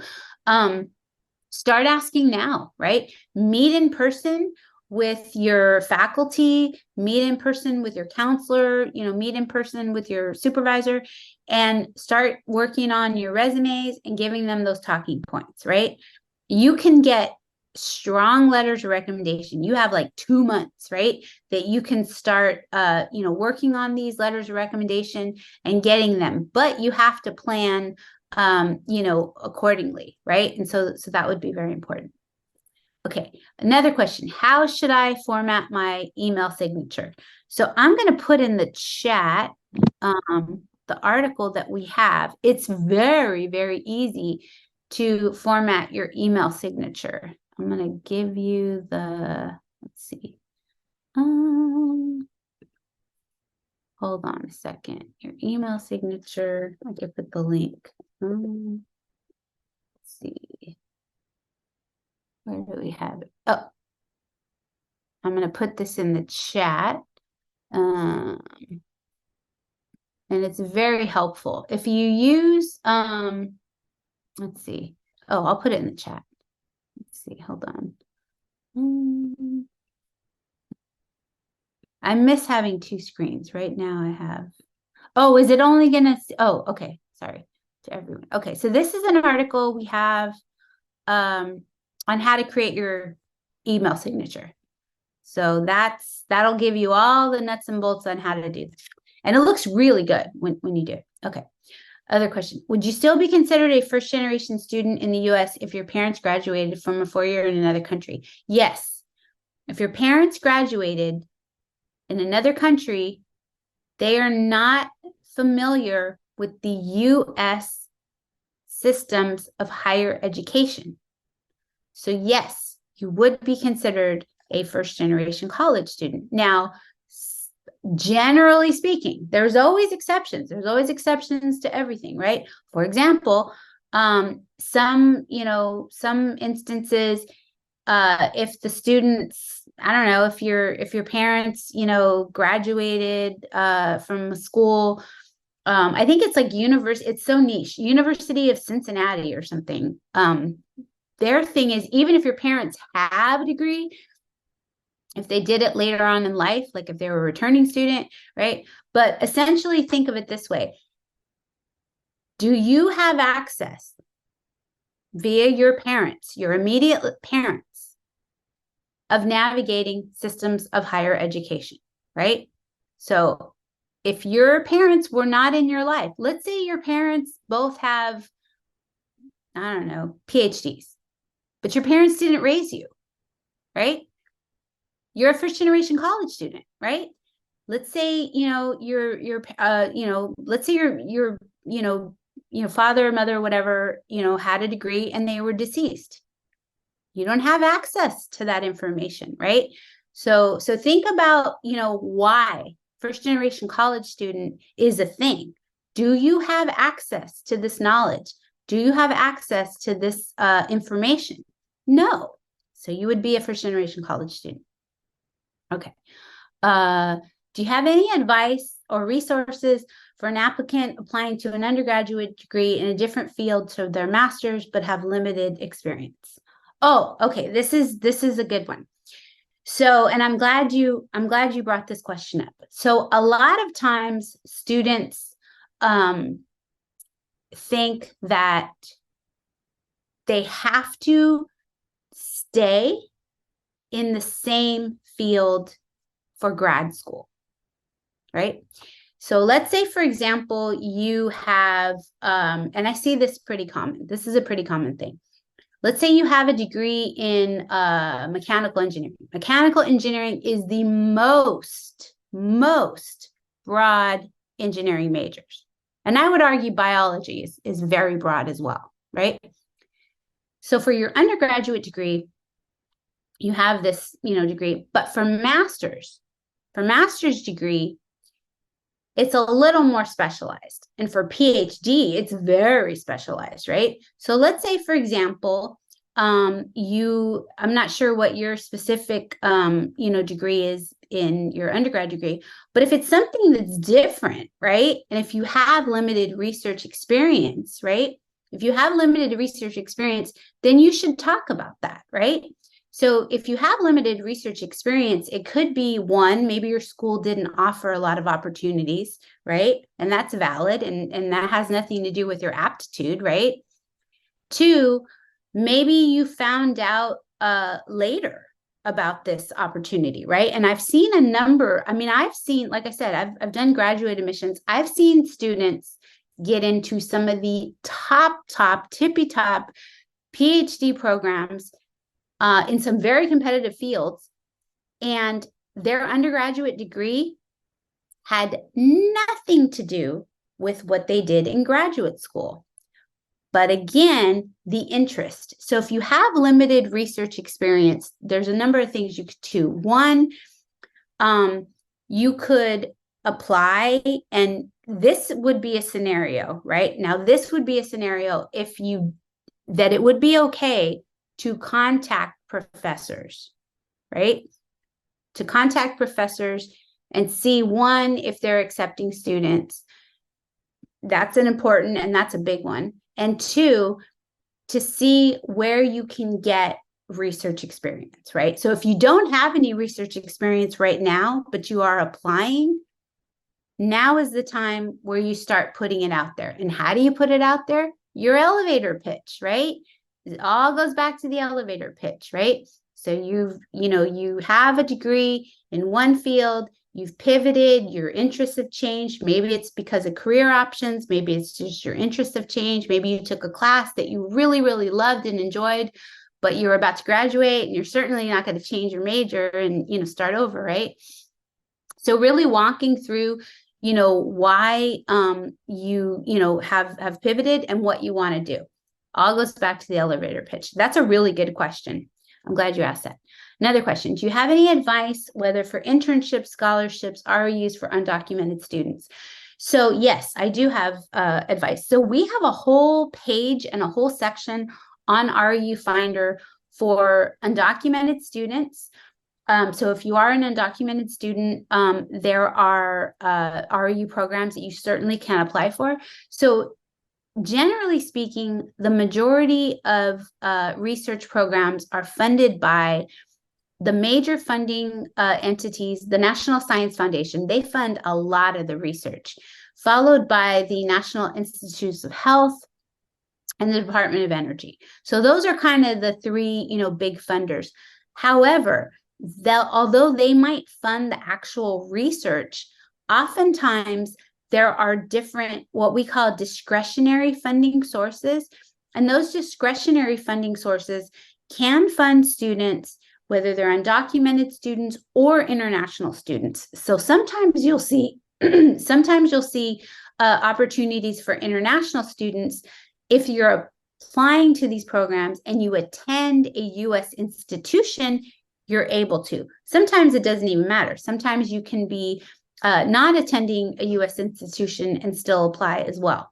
But there are absolute, I've worked with students from all different, citizenship statuses and things like that. And it's just the funding source differs.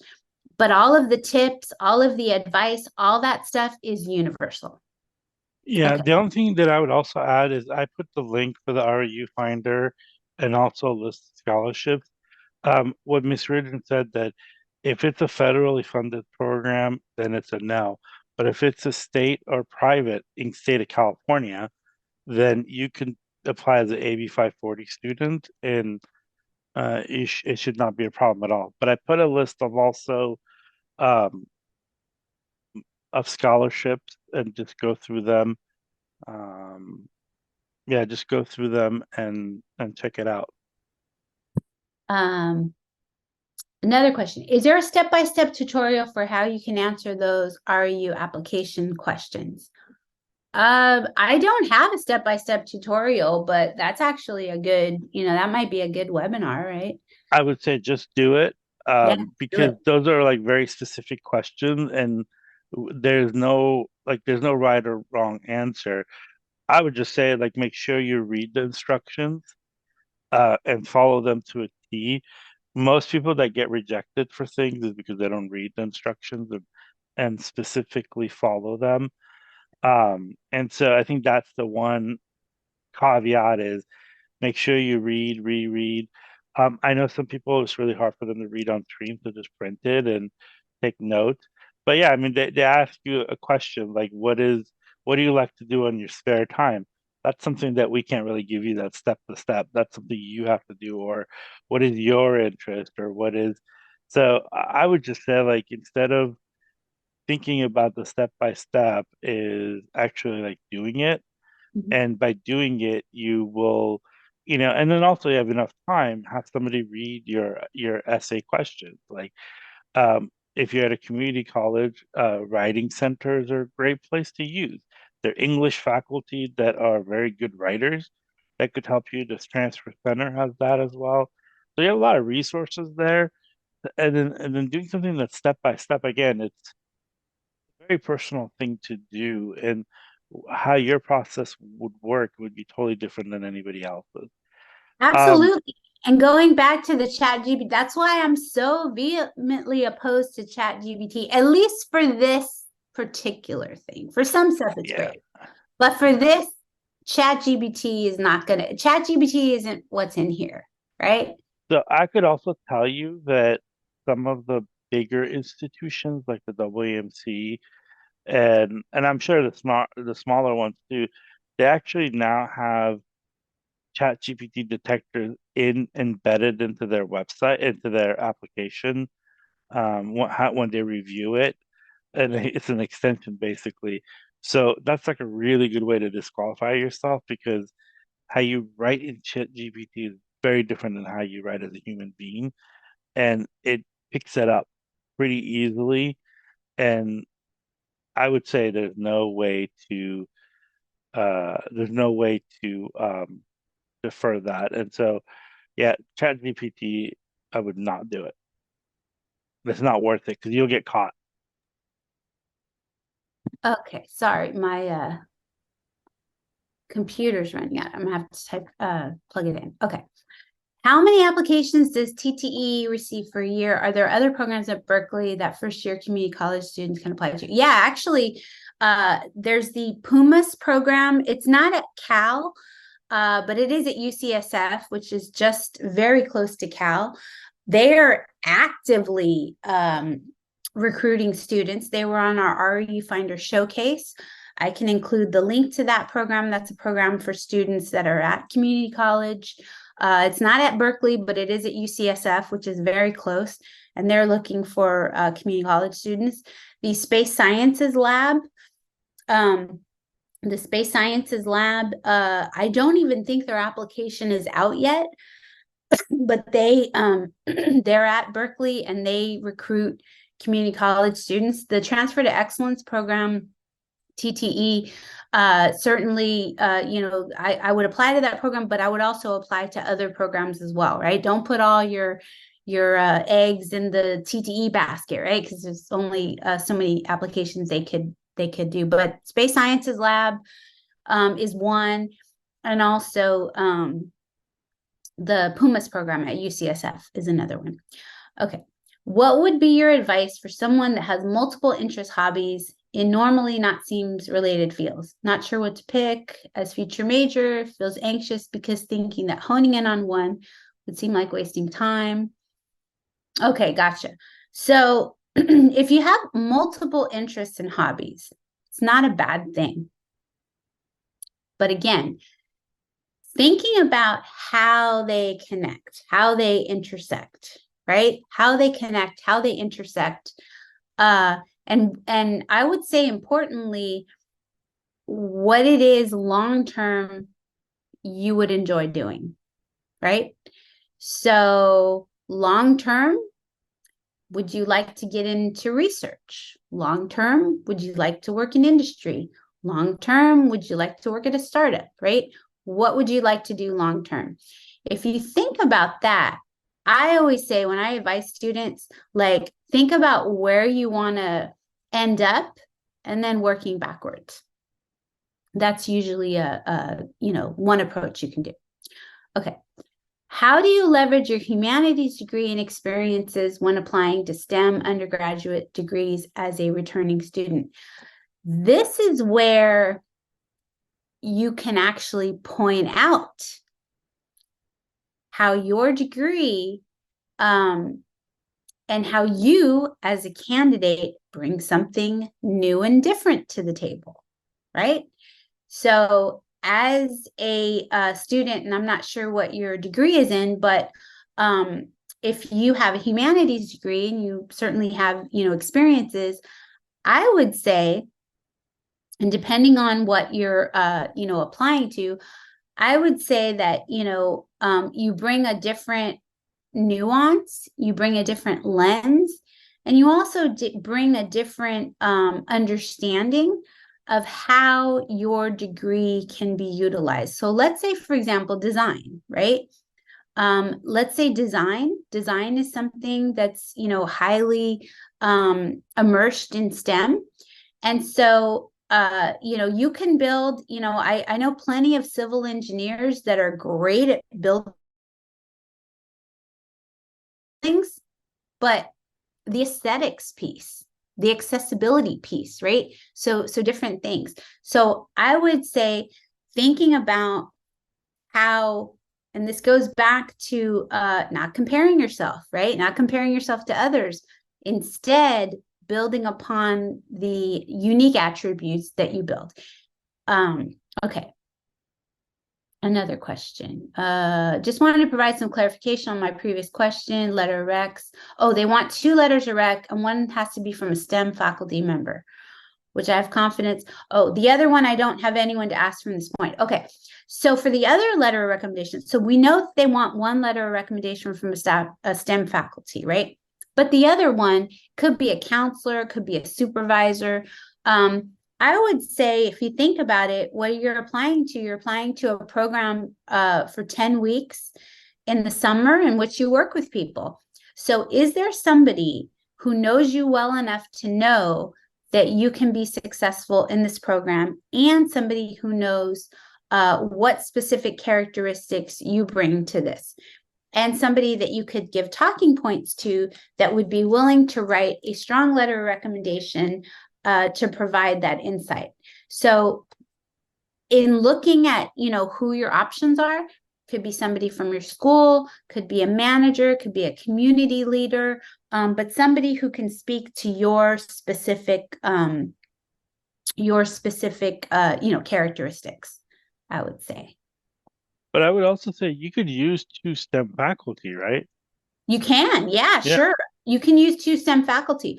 I actually read for TTE last year. They might ask me to read this year, I don't know. But I read for them the past 2 years.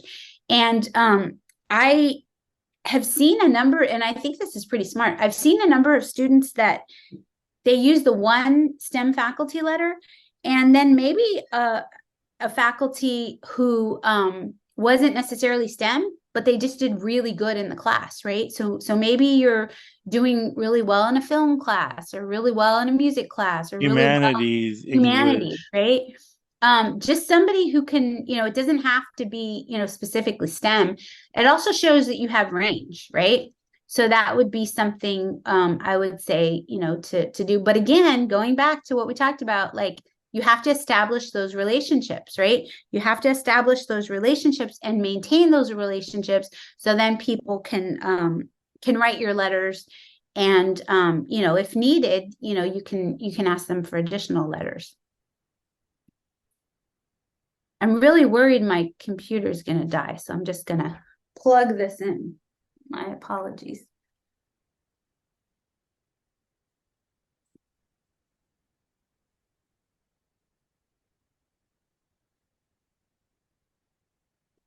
All right.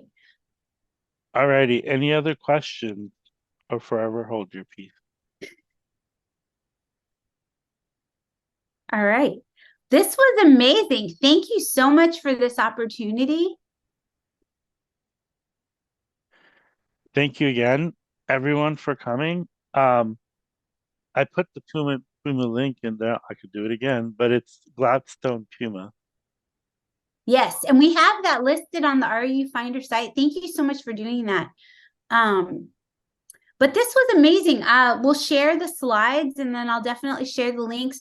Please follow RU Finder on you know, Instagram. We have a lot of you know, information, and LinkedIn. I'd love to connect on LinkedIn. I post a lot of stuff on LinkedIn. So if you you know, connect with me on LinkedIn, sometimes you'll see stories and stuff like that.